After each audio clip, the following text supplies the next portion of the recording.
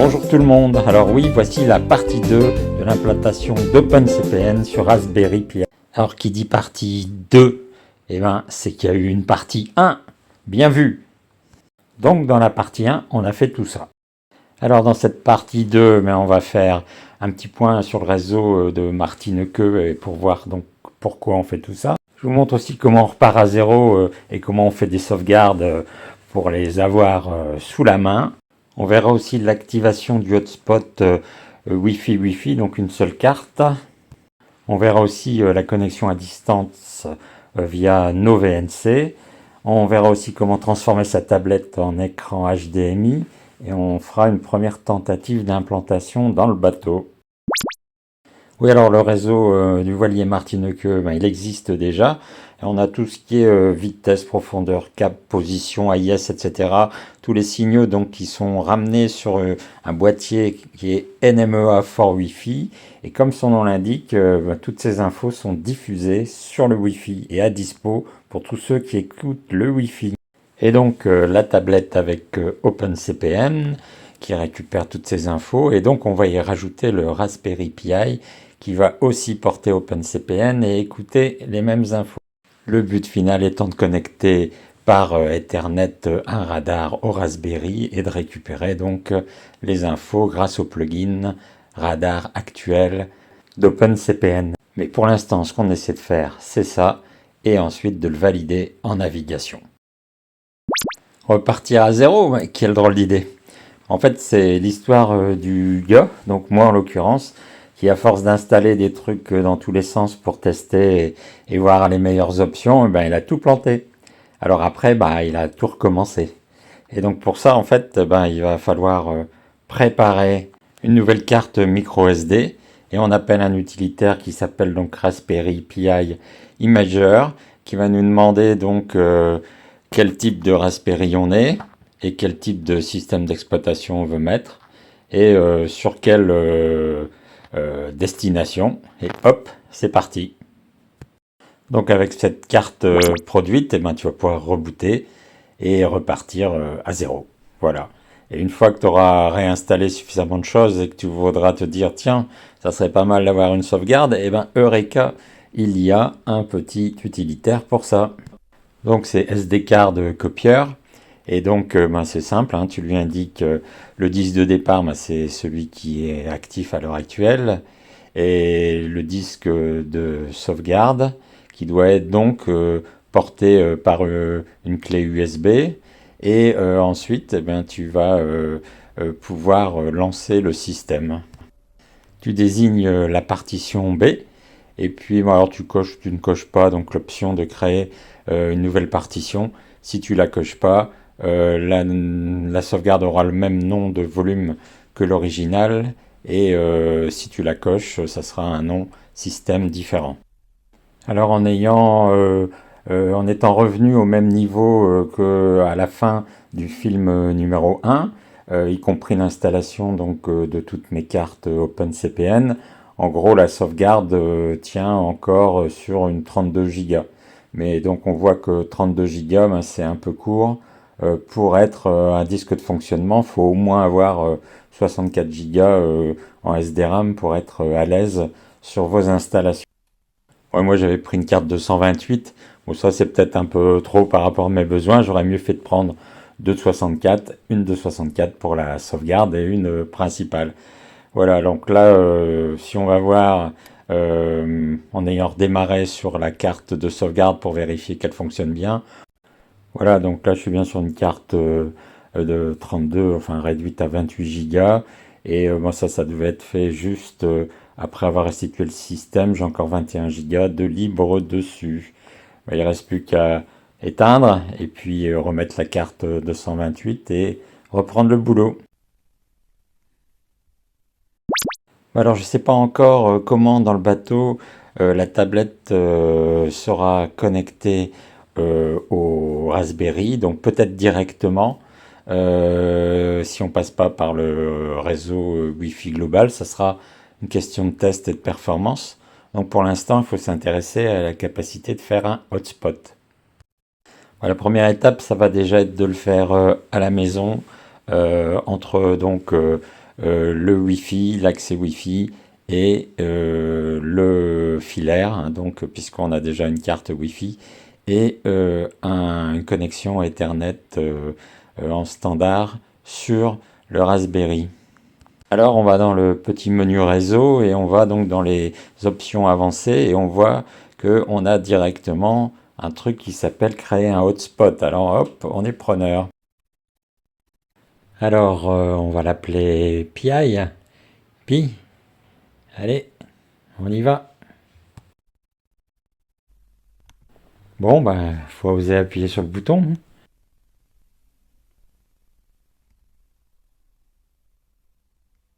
Ou alors, si on va là sur la petite icône Wi-Fi en train de clignoter, donc on voit ben, qu'on a le PI qui semble actif.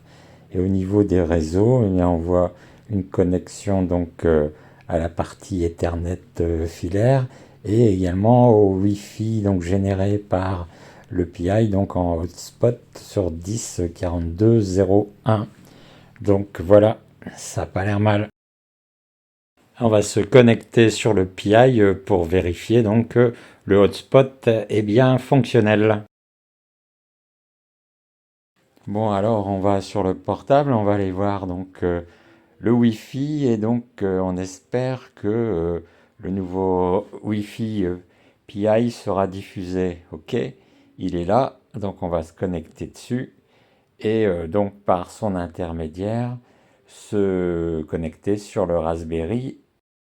Donc pour l'instant on n'avait pas mis de clé de protection du Wi-Fi, donc ben, il n'y a rien à taper.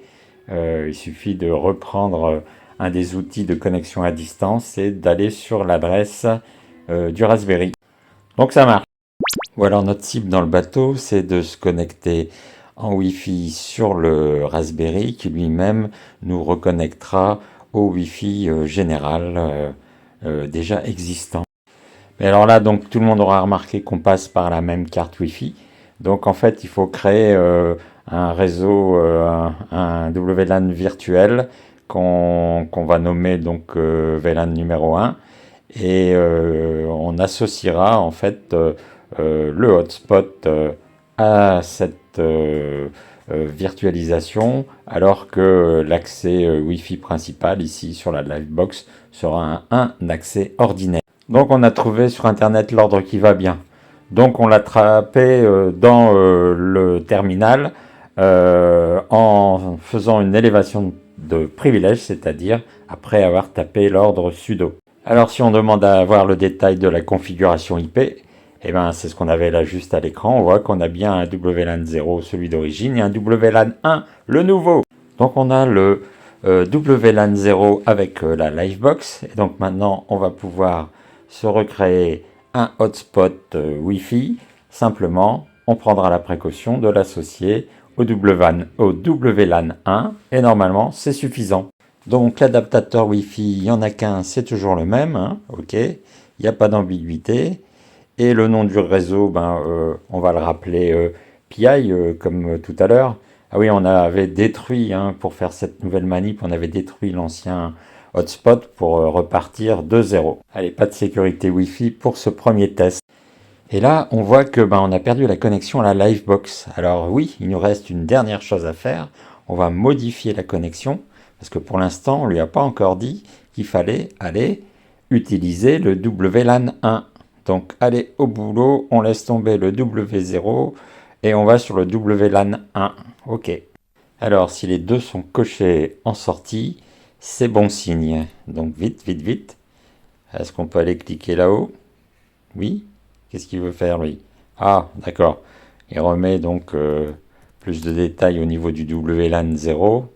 Ouais, si tu veux, ça mange pas de pain. On met tout en automatique. Ok. Il se débrouille quant à la vitesse et quant à la fréquence. Merci de bien vouloir aller cliquer en haut sur les informations réseau. Est-ce qu'on a les deux? Olot, est-ce qu'on peut demander la Livebox? Allez, demande à la Livebox. Ok, connexion en cours. Ah, faut se réidentifier pour la Livebox. Allez, c'est reparti.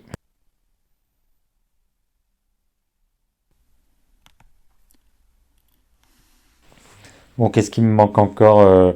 Eh bien, oui, de mettre le hotspot en connexion automatique.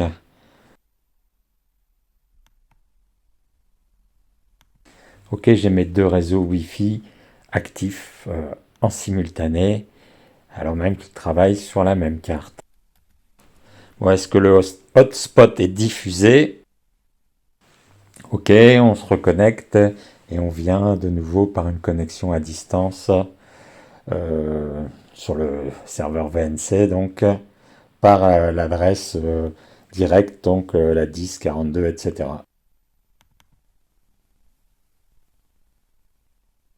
Ok, donc j'ai aussi enlevé le câble Ethernet pour être sûr que tout fonctionne juste avec mes deux connexions Wi-Fi et la distribution des informations qui vient de la Livebox. Voilà, et donc si on va voir les informations de connexion, on a bien les deux accès Wi-Fi et plus d'accès Ethernet, donc ça roule. Alors, si on reboot, eh ben, on perd le WLAN 1 et il n'y a plus rien qui marche. Donc, en fait, il faut qu'au démarrage, le WLAN 1 soit pérennisé. Et donc, pour faire ça, on va créer une tâche planifiée qui s'exécutera à chaque lancement et qui recréera notre WLAN 1 avant que tout ce qui est Wi-Fi ne cherche à l'utiliser. Donc voilà l'ordre qui nous permet d'accéder aux tâches planifiées Linux. C'est donc un fichier que j'ai jamais utilisé pour l'instant et dans lequel on va remettre la même commande que celle qui nous avait servi à créer le WLAN numéro 1. On lui met juste devant un attribute, ça veut dire ben, tu le fais quand tu rebootes, et on met un et à la fin pour signaler au système qui peut continuer à démarrer tout ce qui doit démarrer à chaque fois sans attendre que cet ordre soit fini d'être exécuté. Donc il ne reste plus qu'à enregistrer le fichier et puis à redémarrer et à vérifier que le WLAN 1 se recrée tout seul. Alors CTRL O pour écrire et CTRL X pour quitter. Et oui, là on n'est pas dans l'interface graphique, hein, on est revenu dans le monde du terminal.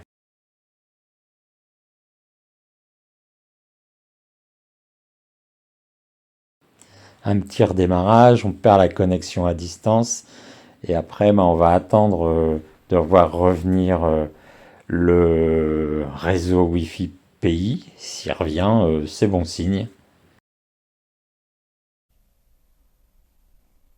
On se reconnecte sur ce réseau Wi-Fi et après on relance une connexion à distance et on va aller vérifier que tout est en ordre.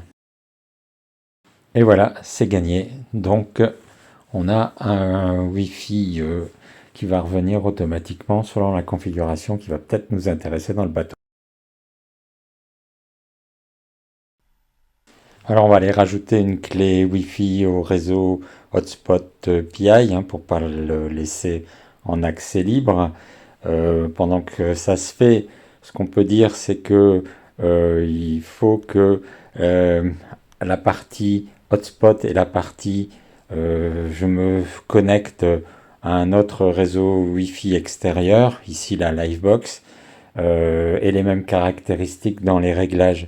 C'est-à-dire que il faut que ça soit les mêmes vitesses de connexion, il faut que ça soit les mêmes vitesses, pardon, les mêmes niveaux de sécurité, même technique de sécurité. Sinon, ben, la carte, elle ne saura pas faire.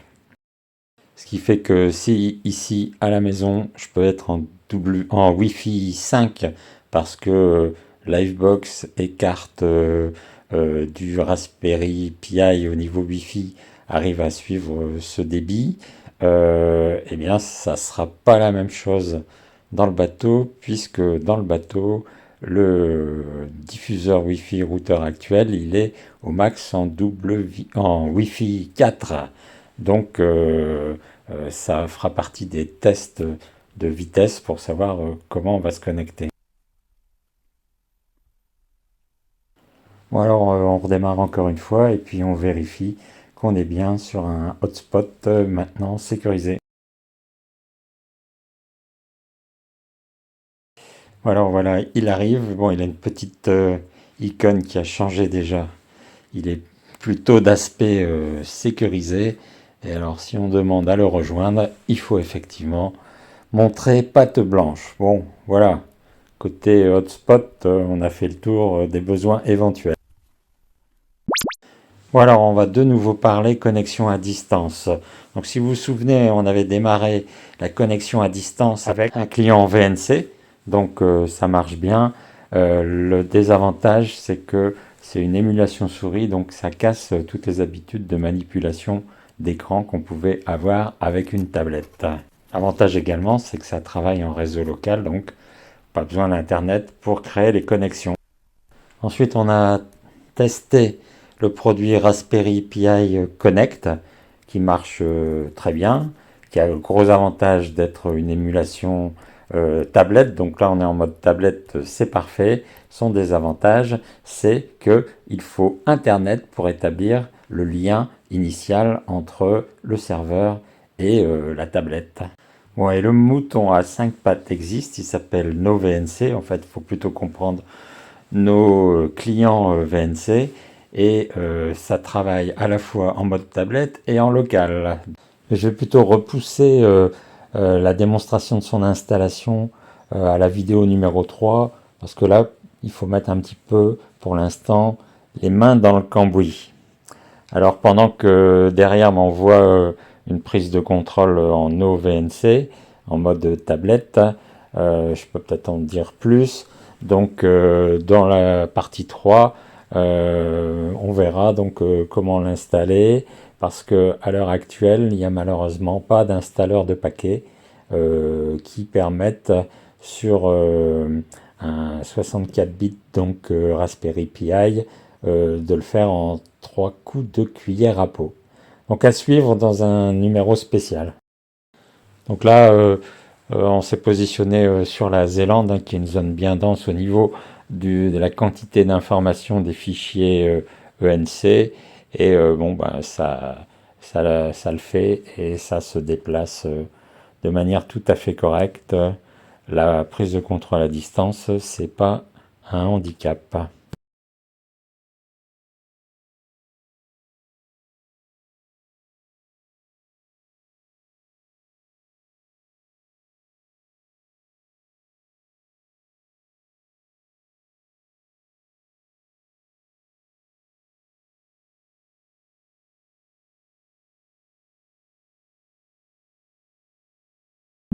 Bon, voilà, alors ça c'est intéressant, surtout pour aller dans le bateau où il n'y aura pas d'écran dédié pour le Raspberry. Oui, alors là en fait, en fait j'ai deux écrans sur le Raspberry, n'est-ce pas? Et le premier écran c'est l'écran normal sur HDMI 1 et le HDMI 2, il arrive où?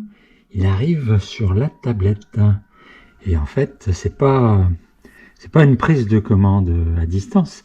Je dois utiliser le petit clavier qui est là. C'est juste une recopie vidéo. Voilà, voilà. Et donc lui, il s'en va. Ah, il arrive là-bas. Oh là là là là là là. Bon, ici, on est en mode de 2 écrans. On fait ce petit branchement et on a l'écran qui vient en secours, comme un vrai écran de Raspberry. Donc ça marche avec quoi? Ça marche avec un câble qui est là et qui fait en fait une conversion vidéo.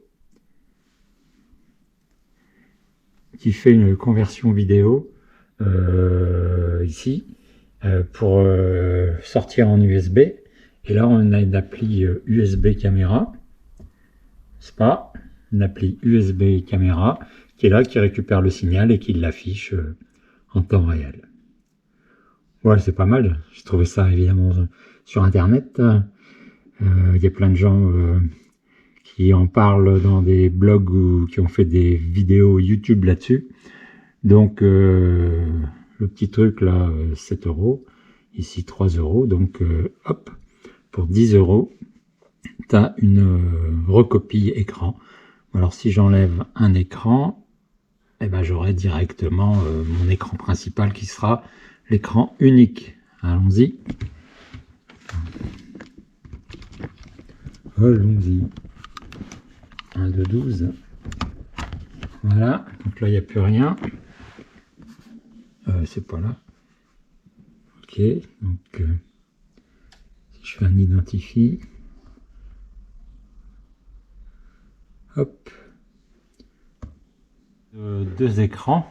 Oui, ben je suis sur mon HDMI 2 en fait. Faudrait que je décale d'un ma sortie. Voilà. Allez hop, on décale. On décale. On décale d'un, hop. Et là, ce coup-ci, j'ai l'autre écran.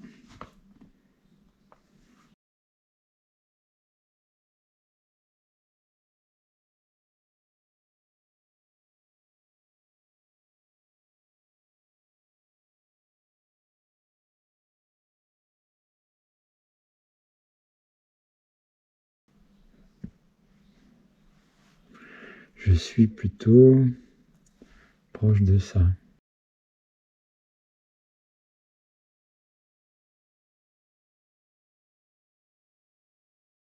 Bon, alors le but, c'est pas de travailler longtemps comme ça, c'est juste d'avoir un écran pour pouvoir checker les bonnes connexions Wi-Fi, les bonnes adresses IP et lancer dès que possible une prise de contrôle à distance. Ok, donc on a un câble HDMI qui arrive à gauche, d'accord.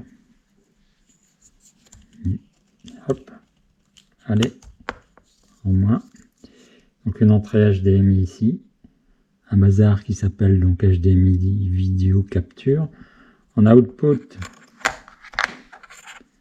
on est sur un USB traditionnel.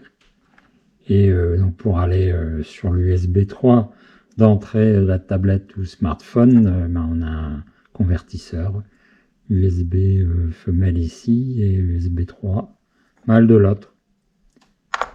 Et puis c'est tout. Bon, on a tout ce qu'il faut pour faire un premier test dans le bateau.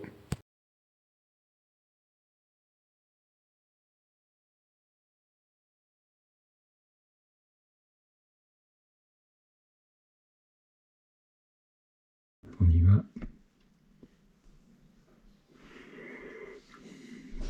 Général, force. Ouais. Full screen. Ouais. Pas mal. Force landscape. Ouais. On va faire ça aussi.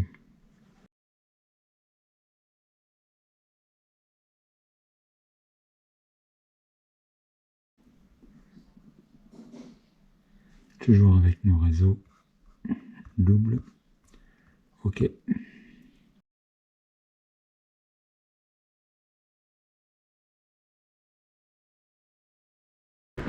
Et là. Ok. Bon, le hotspot a survécu au transport.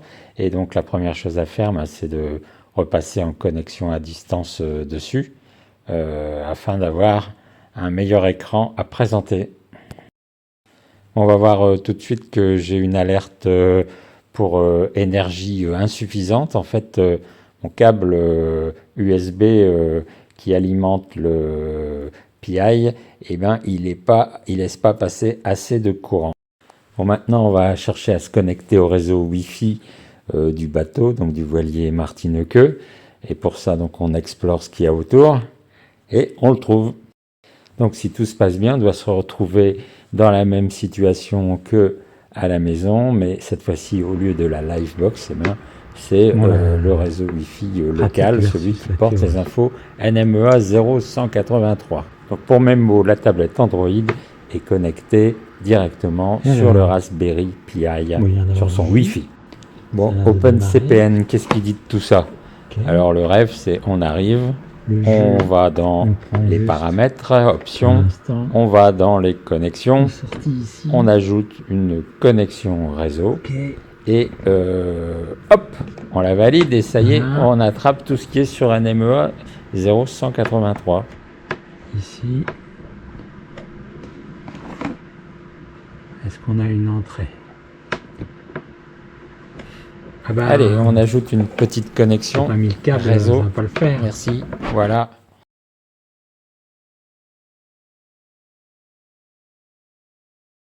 Alors l'adresse IP, c'est l'adresse du boîtier Wi-Fi, non, NMEA for Wi-Fi, celui qui distribue le Wi-Fi du voilier.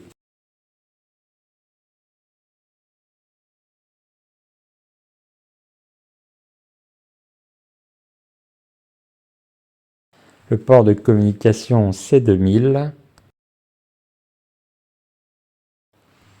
Allez, donc on valide, on vérifie que c'est actif et on lance la fenêtre pour tracer les échanges NMEA 0183. Et si elle est vide, bah, c'est qu'on a un problème. Et si ça gazouille, eh ben là, on a un problème, il n'y a rien dedans. Bon, idée, alors, et si je coupais l'accès Wi-Fi côté donc de la connexion PI pour ne garder que celle du côté du réseau Wi-Fi interne du bateau. Allez hop, on désactive et donc il faut recréer une connexion d'accès à distance sur l'adresse interne du Raspberry Pi, donc sur sa connexion Wi-Fi réseau Martinique. Et hop, on va chercher l'adresse, on la saisit dans le client VNC et c'est parti.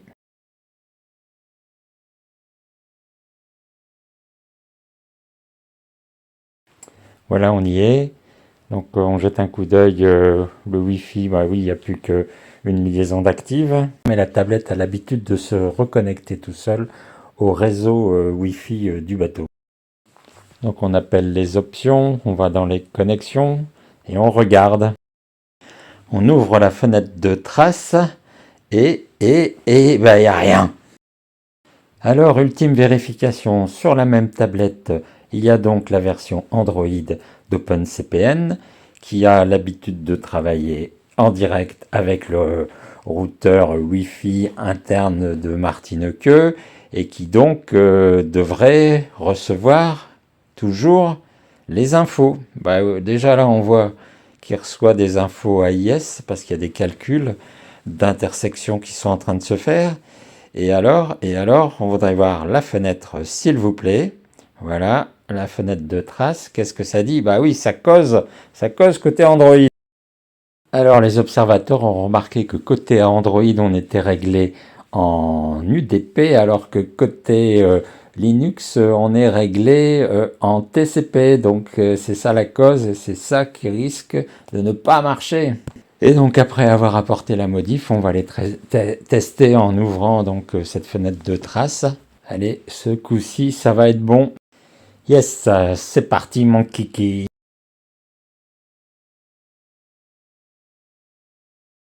Bon allez, on referme tout notre bazar et on va aller voir la carte et normalement on devrait voir apparaître des cibles AIS. Alors peut-être pas aux Pays-Bas parce que ça fait un peu loin. On va plutôt se replacer là où est le bateau. Et oui, donc là, on a déjà des cibles à droite à gauche. Il y en a même allumé sur les parcs à terre.